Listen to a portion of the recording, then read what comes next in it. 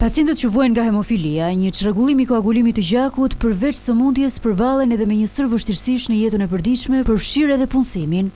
Elvini është një prej këtyre pacientëve i cili prej shumë vitesh është i papunë. Sipas tij, kjo ndodh për shkak se përballet vazhdimisht me refuzim për shkak të gjendjes së tij shëndetësore. Kam aplikuar për punësim dhe deri tani nuk kam pasur një mundësi punësim në qytetin tim të Pogradecit, ku vështirësitë e mia janë të dukshme edhe mundësia për punësim atje është pothuajse zero. Për mua vështirësia është se u marr vetë një ndihmë ekonomike për rreth 162.000 lekë. Hemorragjit janë të shpeshta edhe për shkak të problemeve fizike që kanë ndodhur gjatë ecuisë në jetë. Mjeka pediatre Daniela Nika deklaron se numri pacientëve me hemofili arrin në 260, nga të cilët të 65 janë fëmijë. Ajo thekson se që prej vitit të 2024 ka nisur një trajtim i ri për këta pacient, i cili ka përmirësuar ndjeshëm cilësinë e jetës së tyre.